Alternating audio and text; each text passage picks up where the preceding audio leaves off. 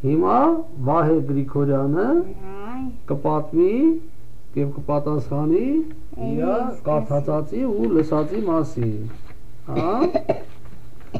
Ինչ մտածեցիր հեքիաթը կարդալուց անմիջապես հետո Վահե։ Մտածեցի, որ հեքիաթը այդքան լավը չէր։ Իսկ ինչու։ Որովհետև ճուտը գնացել էր Սովիափին մի մութ անտառ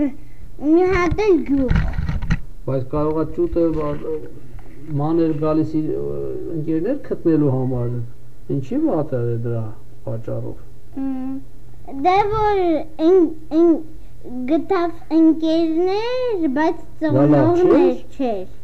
Իսկ լավ չէր որ ընկերները գտավ։ Հա, լավ էր։ Լավ էր որ ընկերները գտավ։ Դե հիմա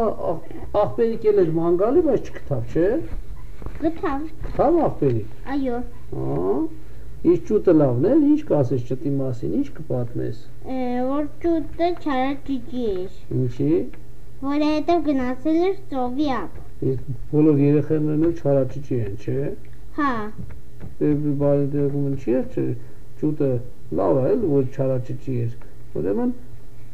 չարաճճի երեխաները մի համ լավ է, համ վատ։ Վատը որ ջղայնացնում են մեծերին։ Իսկ լավը որ հետաքրքրասեր էր ուրեմն։ Էլ ինչ կասես ճտի մասին։ Կասեմ, որ գնացել էր Սովիափ։ Հետո ինչ կա, լողացավ այնտեղ։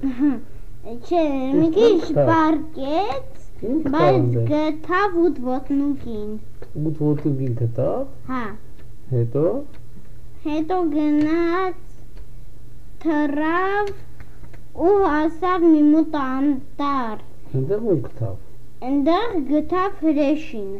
Հետո գնաց մի գյուղ գտավ։ Այնտեղ ում գտավ։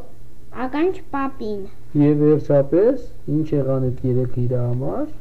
Ընկերներ դարձան։ Դե լավ է։ Իսկ ինչը զարմացրեց քեզ այս հեքիաթում։ Ականջ պապը։ Ինչո՞վ։ Մեծ ականջով։ Վայ, ինչի մեծ ականջ չի լինում։ Չի լինում։ Իսկ ինչի նկատի ուներ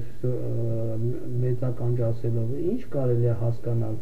մեծ ականջ պապ։ Էլ ինչ կարելի է հասկանալ, բացի այն որ ականջը մեծ է։ Կարելի է հասկանալ, որ լավ կլսես։ Լավ լսող է եղել պապը։ Ուրեմն պապերը լավ լսում են, չէ՞ փոքրիկներին, իրանց թոռնիկներին։